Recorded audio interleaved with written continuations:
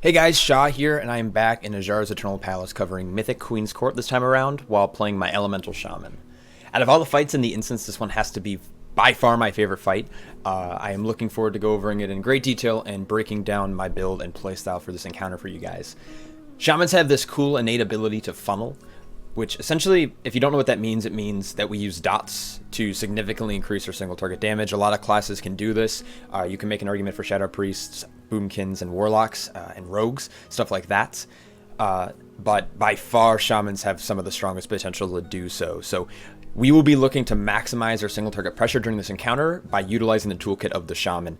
We benefit from multi-target fights like this one, while reapplying our Flame Shock to not just one, but two and potentially three targets at a time, which when played correctly is extremely enjoyable and super competitive on the DPS meters. So without rambling on too much, let me quickly break this down, my build down for you guys before jumping into this commentary.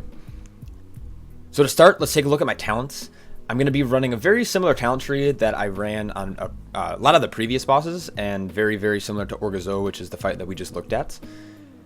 I will be the big change comes in the 90 talent, the talent tree, or the level 90 tier, which has me choosing Primal Elementalists over Ice Fury, which has been kind of a standard playstyle I've been using.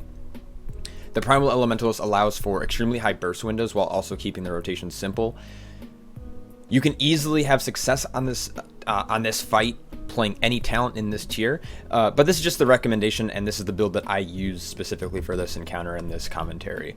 Other notable talents will include Ice Fury due to its high mobility and its ability to adapt to specific decrees and mechanics during the encounter. And Nature's Guardian is a good play here too, since you're not going to necessarily need Windrush Totem to move often.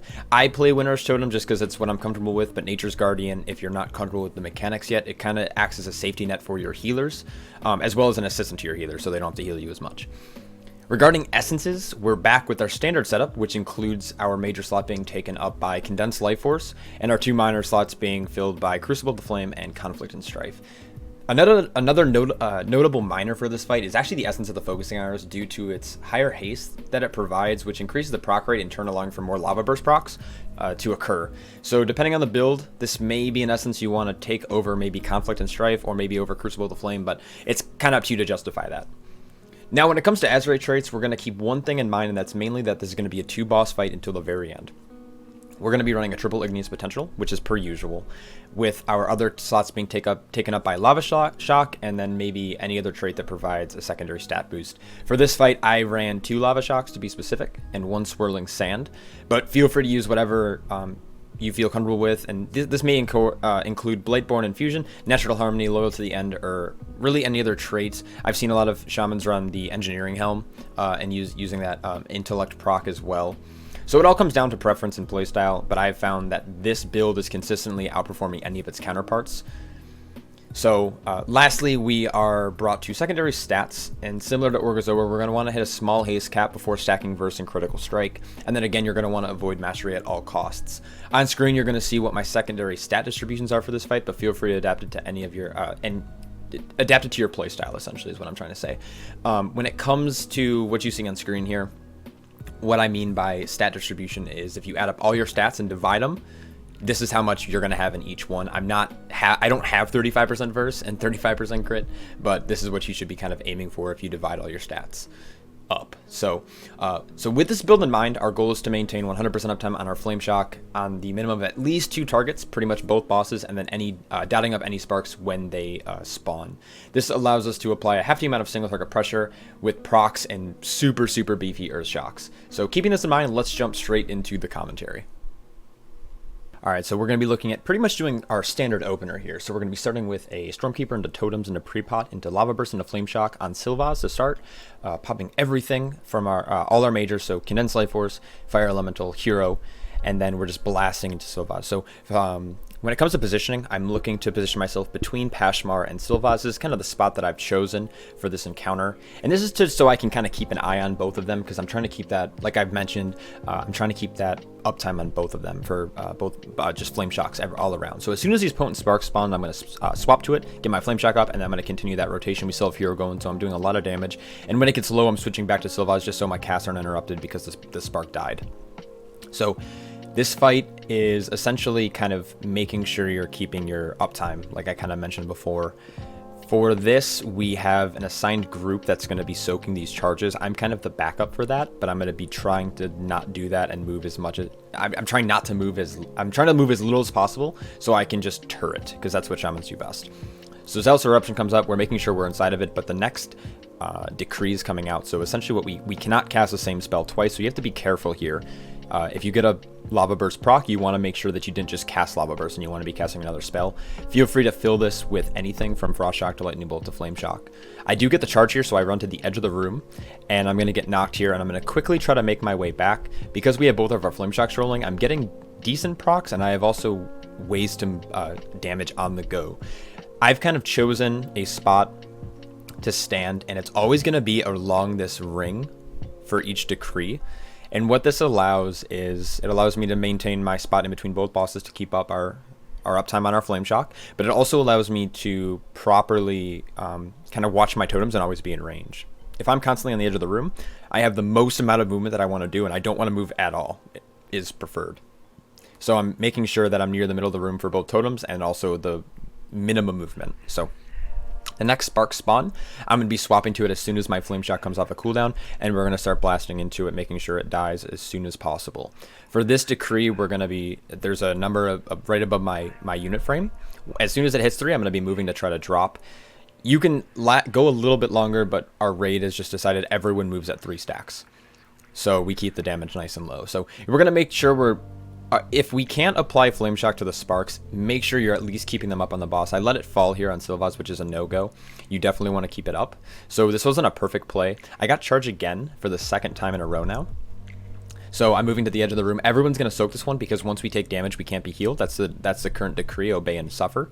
And then I'm going to be positioning myself at the edge of the ring because I want to try to get, again, stay in between Sylvaz and Pashmar. Now, Pashmar was moved extremely far away, so I'm going to have to just swap back to Sylvaz. But now that Sylvaz is at 32%, we want to be focusing Pashmar. We push him down mainly for execute classes, although for this kill, we didn't have any. Our Shadow Priests and our Warrior actually weren't able to make it.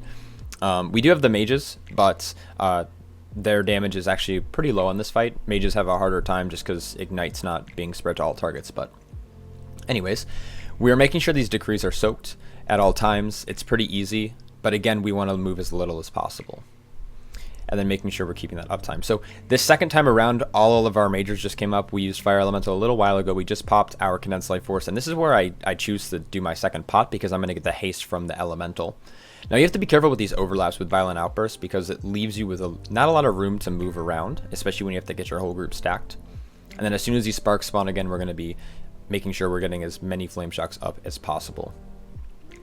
Now, there is a note for this decree in particular. I can't remember the name of it, but you essentially can't cast the same spell twice, so you can cast anything. So feel free to fill it with a Frost Shock if you have a Lava Burst proc come up. I did just get silenced there, which is a no-no, but I just got caught up in spamming Lava Bursts. And when those procs are coming up consistently, when you have 3 dots applied, it's kind of hard not to, but just try to be aware of it. Some of my earlier pulls I just would be silenced for like 6 or 7 seconds, which is just not good. You lose a lot of DPS, you lose a lot of uptime. And then just making sure we're using our Trinket on cooldown. So our Trinket, I am using a Shiver Venom Relic, and I'm not really going to get a lot of cleave from this fight from it, but I'm just going to try to use it every minute. As soon as I see a target with 5 stacks, I'm going to use it on it. Zealous Eruption comes out here. I stay out for a little bit, and I pop Astral Shift, just because I want to make sure everyone gets into the bubble and figures out where they're going to stand, because it was also during standalone. Frantic Charge comes out here on our priest, but we're going to just throw an external. The hunters are going to turtle to help soak, and we're going to move back. But again, we're trying to drop at 3. Sometimes it's a little fidgety. Sometimes you have to move quite a bit. But this isn't really an issue. Just make sure you're moving during procs. That's the best way to keep uptime on this fight. So again, all we're doing is making sure we're keeping Flame Shock applied. Typically, as often as possible, I'm using it, especially to fill any gaps where I have to move. So opponent sparks come out again. We're going right back into what we were doing. We're dotting them up. We're doing a little bit of damage to them, but before normally around 30% health, I swap back to the boss just because I know melee and other casters are going to get them down. I now get charged for the 3rd time. I'm pretty frustrated at this point, but because it's Obey and Suffer, our group helps soak, and then we just start to move over because the next decree is coming out. We make sure we're soaking these form ranks. If you miss even just one soak, it's typically a wipe, especially because it overlaps with the spark there. As you can see, our group is going to drop really low in a couple seconds here, because when the sparks are going off with this is an extremely dangerous part of the encounter that we just want to be aware of. So we don't have wall up yet, it's coming up soon, but we do have Naru, and I'm still sitting on a health pot and health stone, so we're going to just keep that in mind when I do get low here. So that goes off, the spark just dies, and everyone's like sub 20%. So we use some healing cooldowns. People use their lock rocks, health stones, and stuff like that. I didn't use anything there just because I didn't feel like I needed to. The damage is very predictable in this fight, which is really nice. So you typically have set times where you can use Astral Shift. Now, I can't recommend them because it just depends on how your healers want to use cooldowns, but I more use it as a safety measure. So I do drop Windrush here because I know Stand Alone is going to come out here shortly, so everyone can get into position and Melee can get over, because we need to do a little bit more damage to Pashmar. She's about 13% behind right now. And then we're, again, always making sure we're at the edge of this ring, staying in range of our totems, as well as making sure we're having minimum movement during this encounter. So we're still on Pashmar. Potent Sparks do come up. This is typically the point where your group can tunnel, or you can go for, or you can play it safe. So we decided to play it safe here. We actually normally, like I said before, we normally run with like 1 or 2 Shadow Priests, plus we had an additional Warlock prior to this, and also a Warrior, which helped because we had more Execute and more multi-dotting. But because we don't have that, we just wanted to play it safe this week and make sure we're getting these bosses down. We did lose our Druid there. We're going to throw out a Battle Res here shortly. But this is pretty much the Enrage. So once this decree changes to Obey and Suffer, we're pretty much going to look to either finish the boss or wipe. So this is an extremely slow kill, and it's not a perfect kill. It's going to go to shit pretty quickly, as you guys will notice. Frantic Charge comes out. We call for a suicide just because there's no way we're going to soak it and live. If you're ever going to get to this point in the fight and you're a little behind on the DPS check, make sure you get one of the bosses down. Like, they're slowly going to heal up, but it gives you enough time and the ability to keep the other boss away, because if they're within range, they're getting a damage reduction. So tanks are dead. The bosses are just hitting everyone in the face, and I went down there, but so did the boss. So not the best kill in the world, and especially missing some of our better performing DPS for this encounter. I've still pulled and ended at 52k. Oops, I definitely just started that over.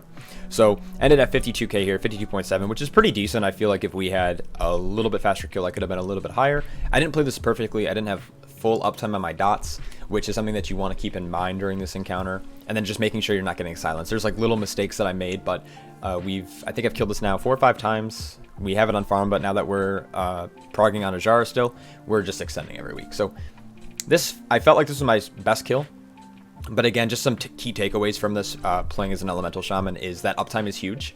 It'll allow you to have procs to instant cast, and it'll give you a lot more freedom to kind of pay attention to what's going on during the encounter than trying to kind of focus on a rotation. Like I said before, you can have success with other playstyles, and it's really just what makes you comfortable, but this is a build that I find performs very, very well, especially for the strategy that we have by targeting one boss first and then swapping to the other, starting with Sylvanas and swapping to Pashmar. And then making sure you're always in position to have the least amount of movement, because even though there's sometimes you'll have to move, you want to be able to turret as much as possible, even though we're doing this playstyle, which allows for a decent amount of movement based off of procs. But without that, if you guys have any questions or any comments, feel free to message me down in the comments below, or just shoot me a message on Discord or something like that. But I will, without further ado, I'm going to see you guys in the next one on Zakul. So take care.